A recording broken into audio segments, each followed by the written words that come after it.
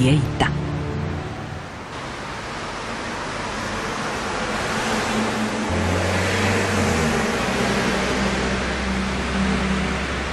Cioè Nerone aveva espropriato le case per costruire una parte della sua immensa dimora e Vespasiano distrugge, seppellisce la Domus Aurea per restituire con il Colosseo lo spazio al popolo e fu un'operazione politicamente di grande rientro d'immagine.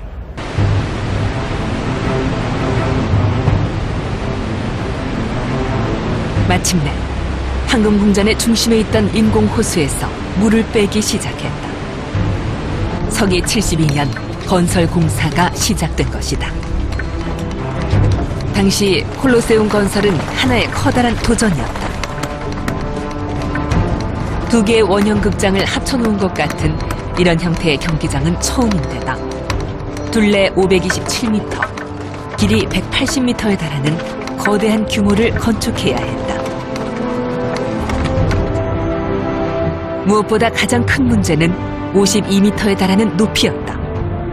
이 높이는 오늘날 아파트 17층이나 18층과 맞먹는 엄청난 것이었다. 당시 돌로 지은 건물로는 상상할 수 없는 일이었다. Well, actually, to build a structure as the Colosseum, it would have been possible with the traditional techniques used in the past. Even if the Pyramid of Egypt had a very large, important structure, from the structural point of view, the conception was very simple and the equilibrium very easy because the shape itself facilitated the equilibrium. To build the Colosseum was required to develop two new points, a different, a new structural conception and new materials. 새로운 구조적 발상에서 가장 중요한 것은 아치의 발명이었다.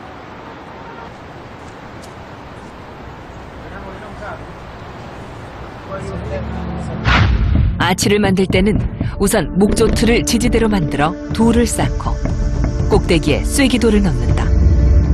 쐐기돌이 돌의 무게를 양쪽으로 분산시킴으로써 아치 위에 더 많은 돌을 쌓을 수 있게 하는 것이다. 콜로세움 건축은 아치들의 교향곡이라 해도 지나치지 않다. 그 내부에도 수없는 아치들이 연속되어 이런 겹겹의 아치들이 마치 벌집 같은 구조를 이루고 있기 때문이다.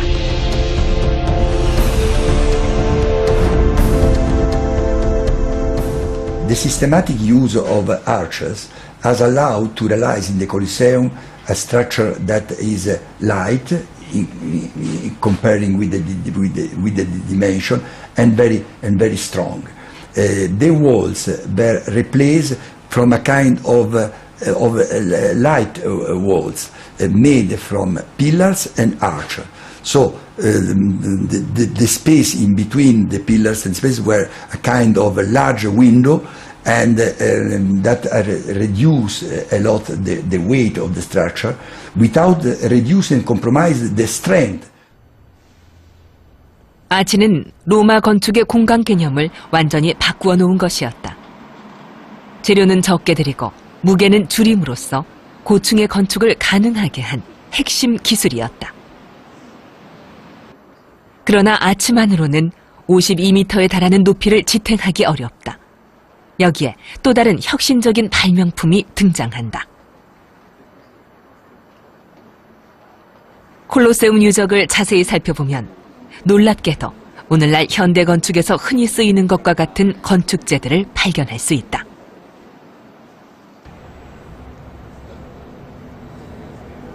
바로 벽돌과 콘크리트의 흔적이다.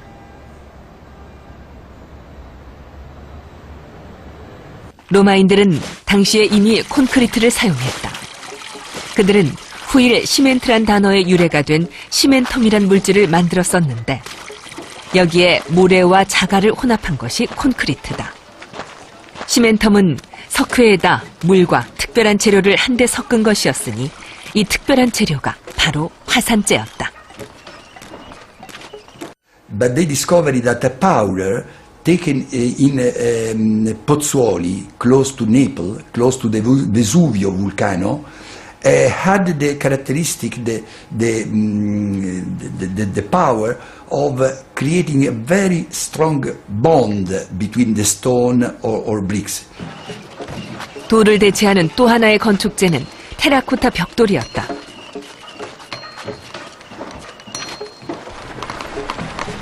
이 벽돌은 콜로세움 건설에 100만 개가 넘게 사용되었다.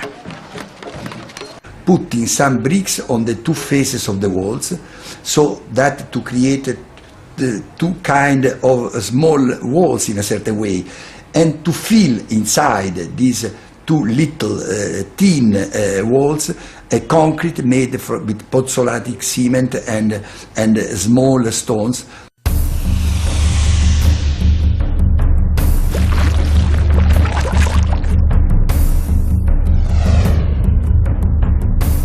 로마인들은 서로 다른 자재들을 교묘하게 혼합해 크고 높은 구조물을 가능하게 했던 것이다. 보다 가볍고 견고한 건축재의 발명과 활용. 이것이 로마 건축의 혁명을 가져왔고 콜로세움 건축을 가능하게 한 열쇠였다.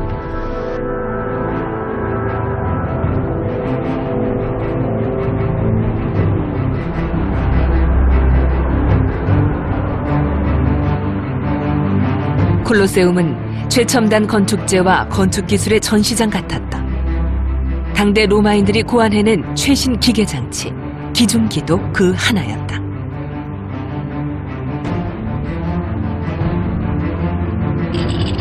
콜로세움 건축 현장에는 도르래를 이용한 기중기가 동원되었다. 무거운 건축재를 위층의 작업대에 올리기 위해서는 기중기가 필수였다.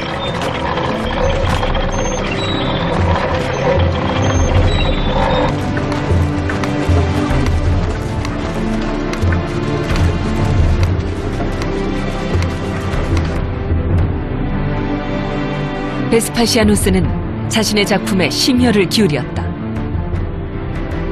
콜로세움은 그가 원한 그만큼 황제의 권위를 세우는데 충분한 위용과 아름다움을 갖추어 갔다.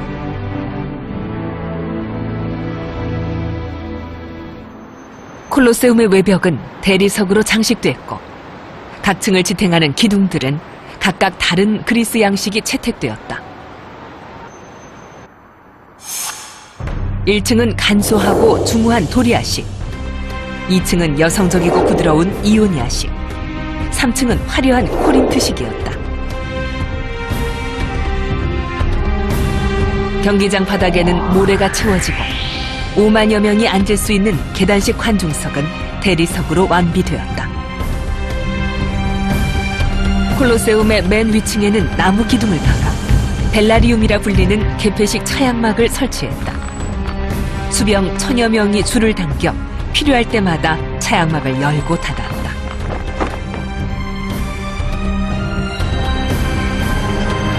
덕분에 햇빛이 뜨거운 날에도 관중석에 서늘한 그늘을 드리울 수 있었다. 무엇보다 콜로세움의 성격을 단적으로 드러낸 것은 아치에 장식된 조각품이었다. 베스파시아누스는 네로의 개인 정원을 장식하고 있던 조각품들을 공공의 것으로 돌려놓은 것이다. 네로가 자신의 모습을 본따 황금 궁전 앞에 세웠던 거상은 없애지 않고 태양신으로 변조했다. 이 거상의 이름 콜로서스에서 콜로세움이란 이름이 유래했다. 베스파시아누스는 콜로세움을 통해 자신이 로마의 본질인 공공성을 회복시킨 황제로 기억되길 바랬다. 그리하여 공사가 시작된 지 8년, 마침내 드러난 콜로세움의 그 모습을 시인 마르티알리스는 이렇게 찬양했다. 황제의 지도력 아래 로마는 본연의 모습을 회복했네. 폭군 개인의 쾌락이었던 이 공간은 이제 시민들의 기쁨이 되었도다.